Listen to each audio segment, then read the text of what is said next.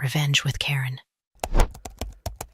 Your legacy code is trash, Derek sneered, flicking the projector remote like he was about to pitch a TED talk on mediocrity. The lights dimmed. A slide lit up the screen. System deprecation plan, final phase. Underneath it, a red X over Patricia's entire framework. 10 years of back-end architecture, compliance routing, and encryption protocols, reduced to a bullet point between UI refresh and snack budget increase. Patricia didn't flinch, not because it didn't hurt. Oh, it did. But because when you've survived 5 pivots, 3 rebrands, and 1 CEO who thought Python was a type of yoga, you learn how to mask dread behind a polite smile and a sip of lukewarm tea. Her hand stayed folded in her lap, index finger tapping once, then again, barely noticeable, unless you knew what she was counting. Eric strutted across the room in his overpriced sneakers, like a man who just finished watching a motivational reel titled Disrupt Her Before She Disrupts You. He was young, loud, and armed with buzzwords like scalability, microservices, and cutting edge. But for all his swagger, he missed one thing. Patricia had written the bones of the system in silence while he was still posting grindset memes in his dorm. The future is speed, not sentiment, Derek said. Glancing at her like he expected applause for that little Instagram quote nugget. And frankly, Patricia, we need code that can evolve, not survive on duct tape and nostalgia. Someone actually chuckled. Patricia didn't turn to see who. She just breathed through her nose and made a mental note. They think it's over. Now, before we go deeper into this dumpster fire of arrogance and short-sightedness, I'm going to ask you for something simple. Hit that subscribe button. Seriously, 95% of you ghosts listening never do. And I get it, commitment is scary. But if watching a woman politely watch her career get tossed out by a man who thinks Docker is a boat doesn't deserve a like, then what does? You clicking that tiny button? That's like handing Patricia a digital high five. And trust me, she's earned it. Back in that sleek, glass boardroom, the CFO shifted uncomfortably. It'd seen Patricia save the company's backend more times than she could count. But nobody dared speak. Derek had the ear of the board now, and more importantly, he had a slide deck. That's all it takes to sink a career these days. A few pie charts, some technobabble, and a big enough ego to fill the silence when the system crashes. Patricia was told her transition support would no longer be needed after today. Derek announced it with all the grace of a man firing someone by emoji. HR nodded stiffly, their eyes avoiding hers like she was contagious with old age. She was to hand over her encryption keys by 5 p.m. and enjoy a generous severance for her years of service. And just like that, she was legacy trash. Disposable, like a dusty old Rolodex or an AOL email. But here's the thing. Patricia didn't just write the legacy code. She lived it. Every patch was a story. Every undocumented line a contingency plan. And buried in one of those lines, nestled like a secret seed in the soil, was something Derek's entire modern stack had no idea existed.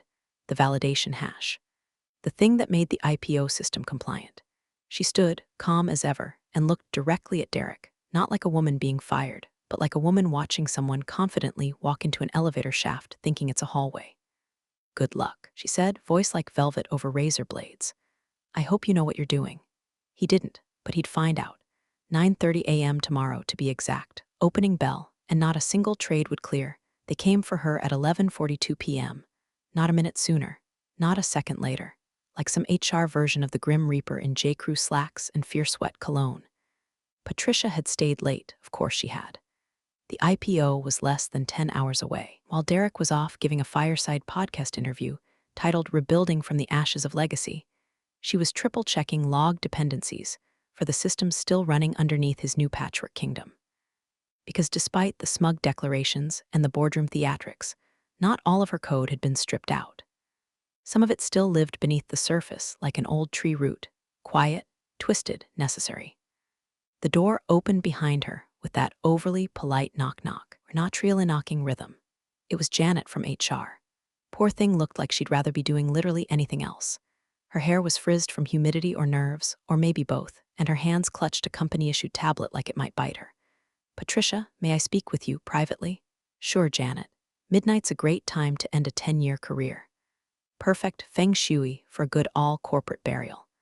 They led her to conference room C like it was a morgue, empty but for a folder, a sad little fern, and a contractor from security standing awkwardly near the window, pretending not to be part of the firing squad. Someone had tried to make it feel humane by offering water. In a paper cup. Half full. Effective immediately, Janet began, reading like she was auditioning for the role of soulless bureaucrat #2. You're being let go as part of the final pre-IPO restructuring phase. Patricia didn't blink. She just folded her hands in her lap and waited. You'll receive your severance, Janet added, not meeting her eyes, once your encryption keys are turned over. It's company policy. Ah, there it was, the mask slipping. This wasn't just a goodbye, it was a handover.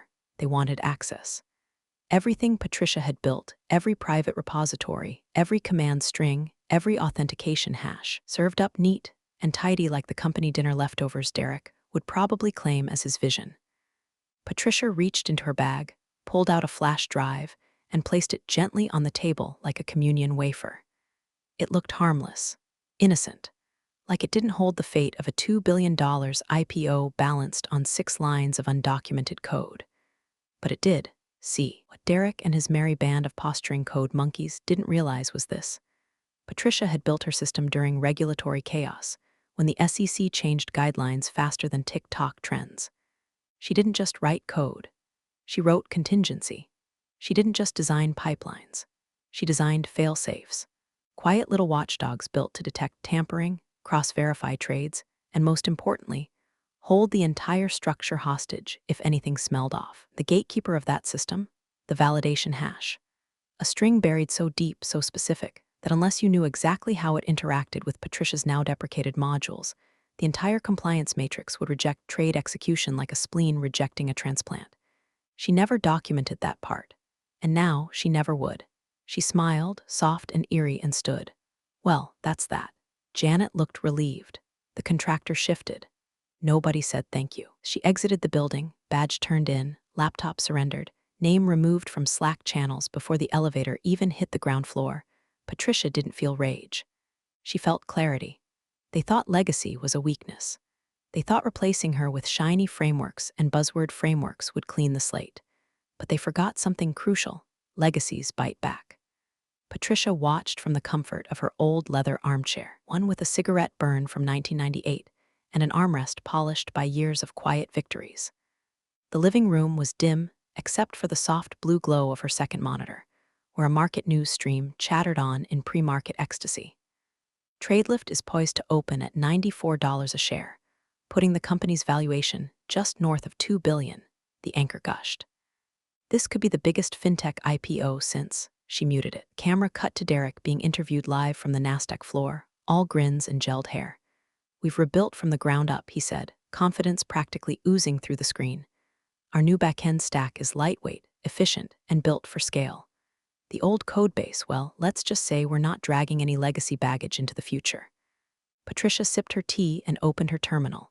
She wasn't there for vengeance. Not yet. Not exactly.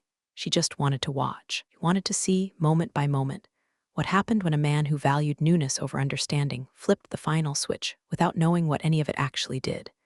And sure enough, her logs lit up. See, Patricia hadn't severed everything when they let her go. Legally, sure, but technically, there were still old diagnostic tunnels she'd written years ago during the compliance frenzy of 2016. Ghost scripts, auto-pingers, harmless little watchers embedded into forgotten corners of the infrastructure like spiderwebs behind crown molding. The alerts came in quietly at first. 9:04 a.m., unhandled API call /trade route 71, failed 9:07 a.m., dependency error. Auth module missing parameter H78 TOC 9:12 a.m., latency spike detected /region. NY East, they were small. Subtle, kind of things no one would notice unless they were looking. Patricia noticed. She opened a second window and began backing up her old documentation onto an encrypted drive. Not the version she'd handed over. The real one. The living one, with notes scribbled in margin text and password-protected modules annotated in code poetry only she could read. Meanwhile, inside TradeLift's HQ, chaos was starting to simmer just below the surface. New system was live. Derek had pushed it himself, bypassing QA. There hadn't been time for a full regression test, not when investors were sniffing around and the media blitz was already in motion. He didn't want anything slowing down the rollout, least of all paranoid legacy paranoia. The dev team had tried to speak up. They flagged it twice.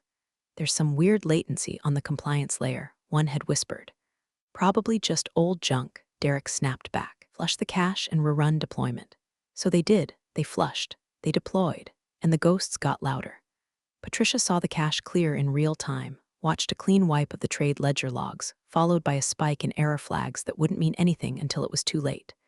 Until the system tried to talk to the sex execution verifier and found nothing but dead air. She leaned back in her chair, eyes narrowing.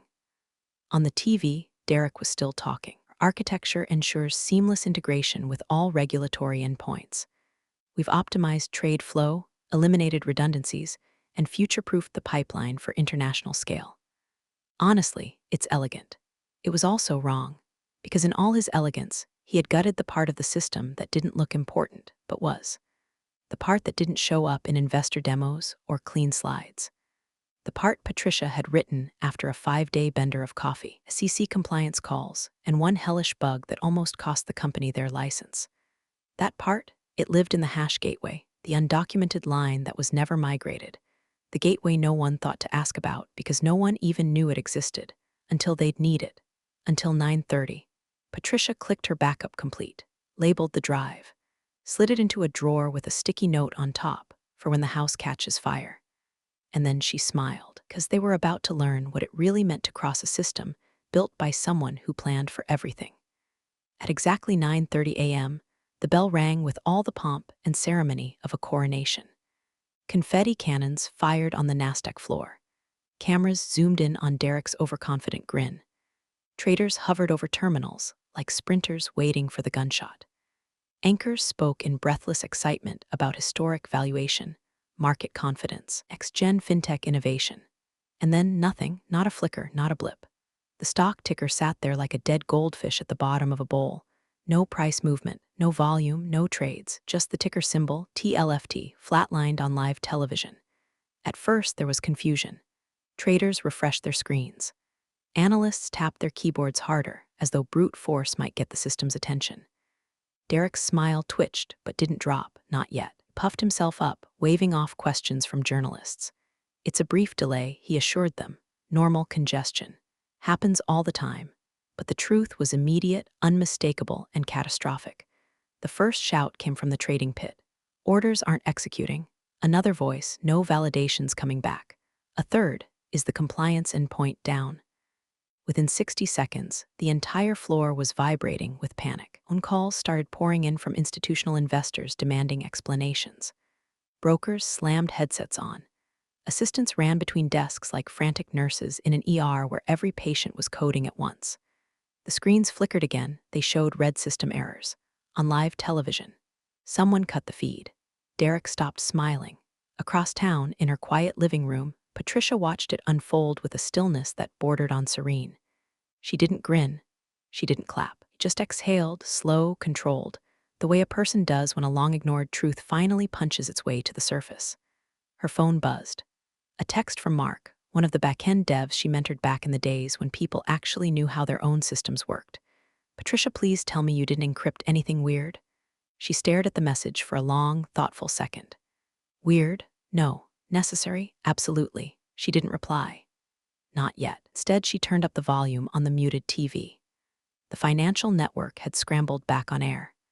The anchor looked rattled, makeup cracking at the edges under studio lights. We're hearing unconfirmed reports that TradeLift's trade verification system is failing to acknowledge submitted orders. This is highly unusual. We're awaiting comment from their engineering leadership. Cut to Derek, on the floor, pale and sweating, whispering aggressively into his phone as if volume could force the universe to comply. Behind him, an SEC auditor appeared on-screen, expression neutral, clipboard in hand. He walked up to a console operator, pointed at a system alert, and asked one question Patricia could read from his lips even without audio. Where is the validation hash? She could imagine it now, the silence that followed, the widening eyes, a cold ripple of dread moving through the room like an icy fog. Oh, Derek, sweet summer child, you can rewrite the future. You can migrate the systems. You can purge the legacy. But if you don't understand the bones, the roots, the hidden arteries, everything collapses the moment it needs to stand on its own. Patricia rose from her chair, stretched her back, and glanced at the clock. 9:37 a.m., right on schedule. Her phone buzzed again, different sender this time. Other dev, what did they do? Why isn't anything clearing? She let the phone buzz on the table, let them sweat, let them finally, painfully understand what legacy trash really ran underneath their empire. She walked to the kitchen, put on the kettle, and listened to the faint screaming of a global IPO imploding through her speakers with the quiet satisfaction of a gardener watching weeds finally uproot themselves. Fallout had begun. And no one, not Derek, not the board, not the frantic investors, knew the half of it yet. It's a glitch, Derek snapped, voice just shy of cracking as he shoved past a trembling junior engineer and stormed toward the DevOps pod. Platform API congestion, nothing more. Reset the load balancers and redeploy the trading container. Now, the team scrambled.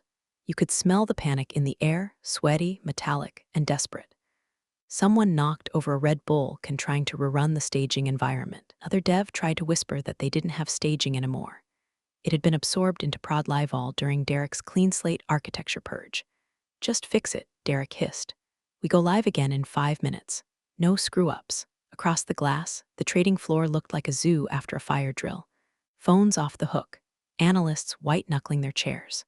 A room full of men in $1,000 suits realizing they couldn't execute a single order. Live feeds had been pulled. External comms teams were crafting language. The company's big debut, frozen, motionless, embarrassing. Back in Patricia's home, the kettle hissed gently on the stove.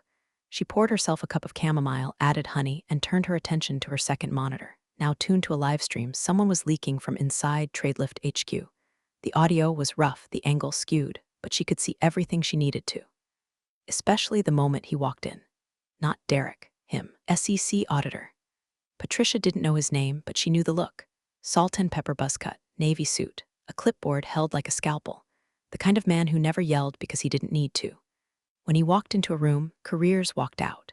He moved with calm precision into the server room, a place now half abandoned by the devs who were huddled around Derek's war table like cult members hoping for a miracle. Patricia leaned forward, eyes narrowing. On screen, the auditor stopped in front of the primary interface.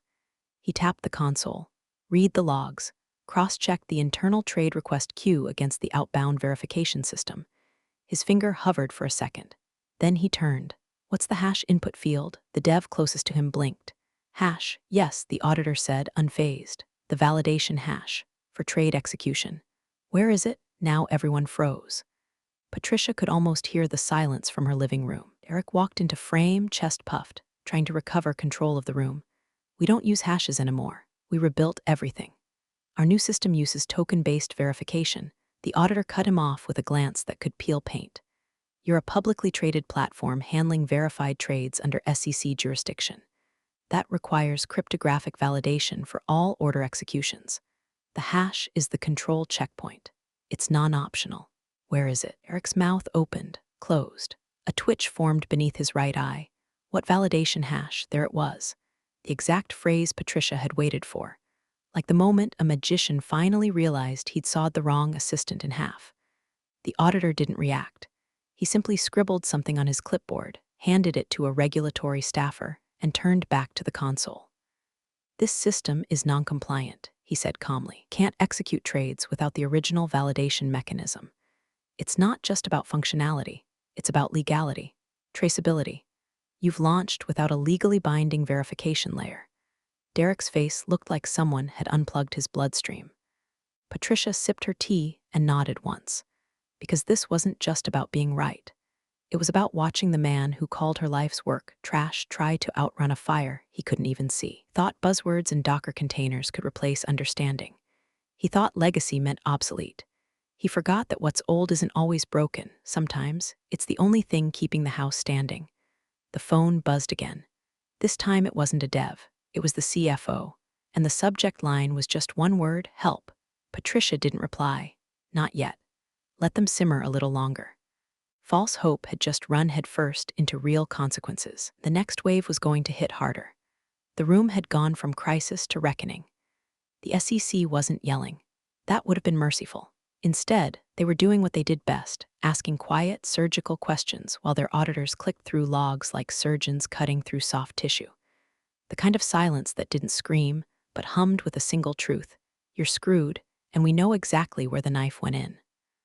one by one. Red flags bloomed across the internal dashboard. Compliance scripts were either misfiring or entirely absent. Audit trails were broken mid-chain. Trade requests were getting stuck at checkpoints no one in Derek's new stack could identify. Every time the system tried to verify a transaction, it ran into a hole, like someone had yanked out the keystone from a stone arch. And now everyone was standing underneath, wondering why the sky looked a little closer. Then they found it, Patricia's module, still present, still embedded, still quietly trying to do its job in the dark. Line after line of legacy code blinking quietly in a folder some junior dev had marked Archive Legacy Compliance Do Not Touch. Except Derek had touched it, had overwritten parts of it, had tried to rip it out without understanding what he was holding. Because buried deep inside that folder was the validation hash gateway, thing that authenticated every trade packet before it was legally allowed to ping the SEC's execution queue. Without it, the system didn't just fail to work, it failed to exist in the eyes of the law. A board member, the one with the silver beard and old money watch, finally spoke. Why wasn't this preserved? No one answered. The CTO blinked, swallowed, tried to make his voice sound like confidence instead of wet cardboard. We deprecated that module during the transition to the new architecture. It was redundant. We believed it was legacy bloat. The same board member turned slowly toward him.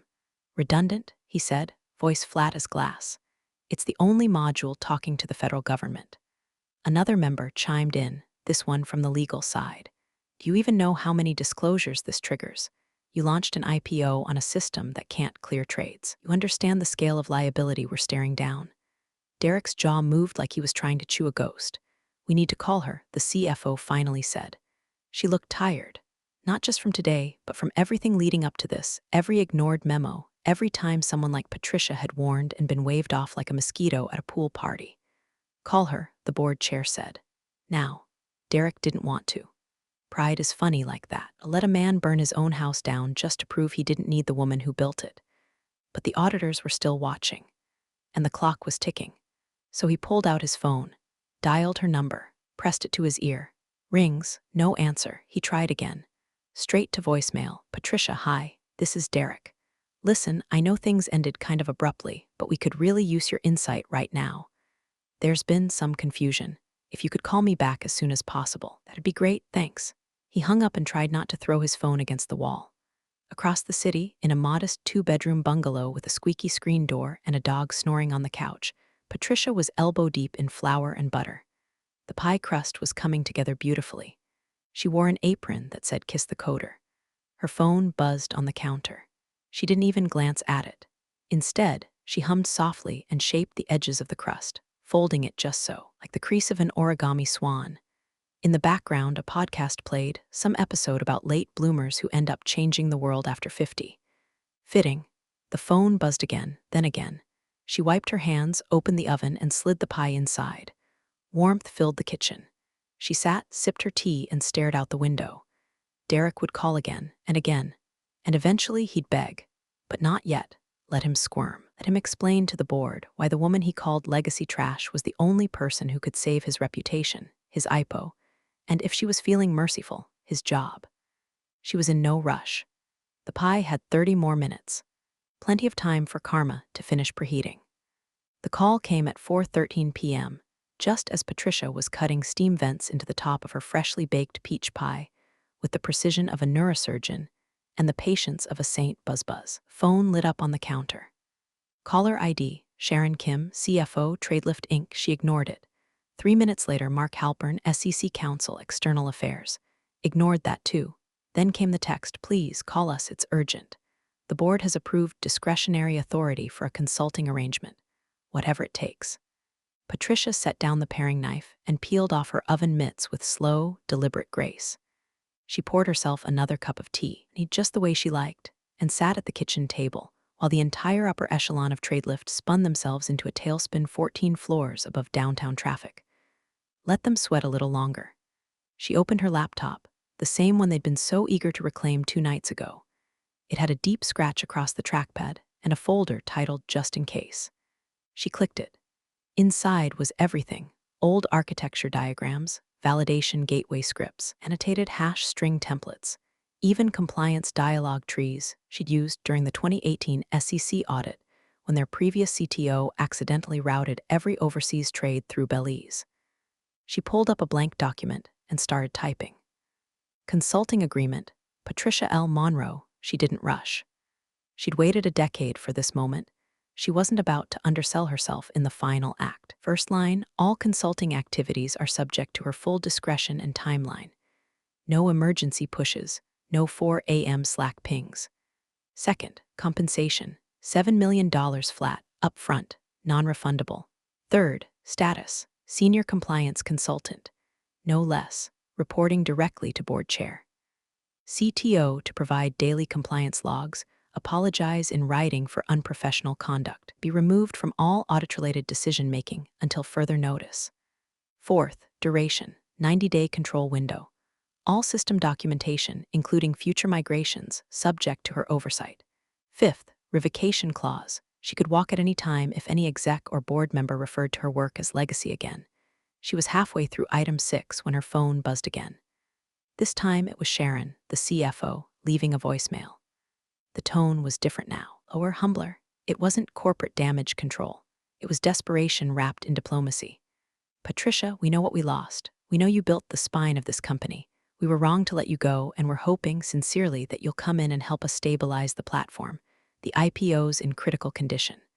We'll meet any terms, just name them. Patricia played it twice, then once more, just for pleasure. Across the city, in Tradelift's corner office, Eric sat slumped in a chair, tie loose, laptop open, blinking at system logs he didn't understand.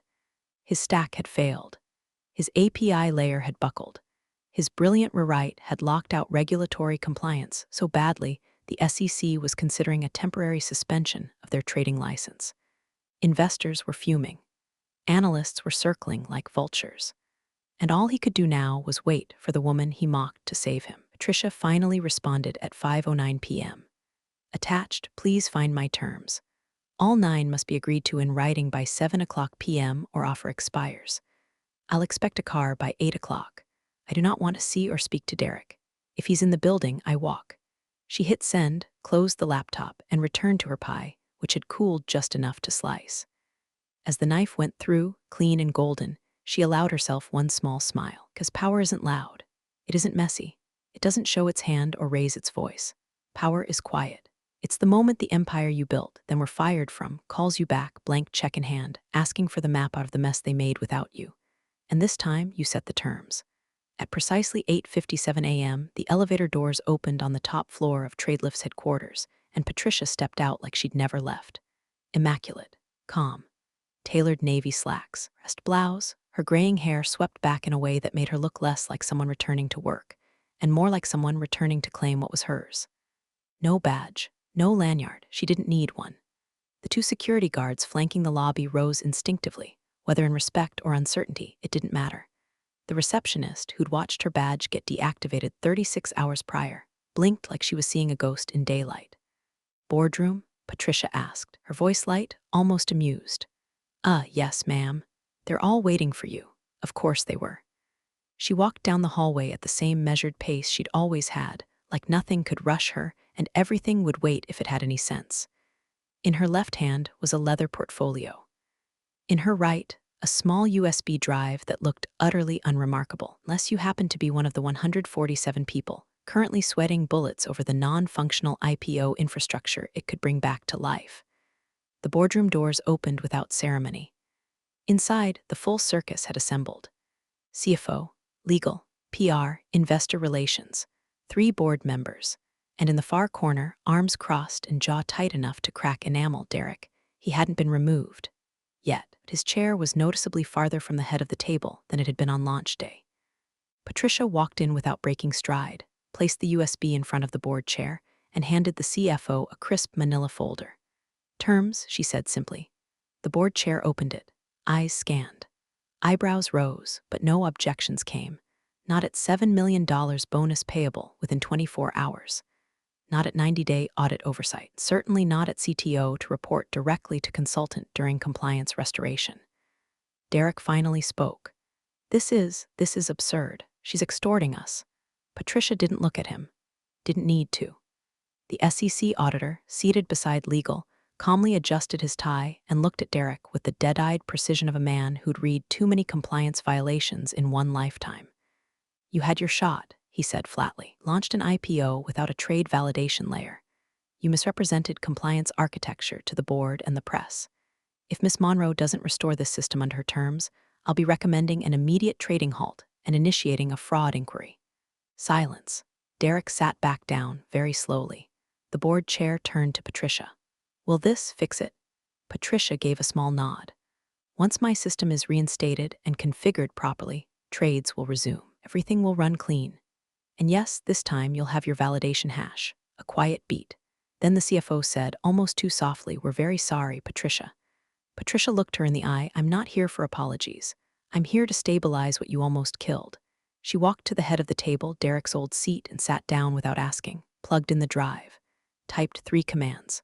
On the monitor behind her, the trading ticker flickered, paused, then movement. Single trade cleared, then another. Then the floodgates opened. Within 30 seconds, TradeLift's IPO, flatlined for nearly 24 hours, roared to life.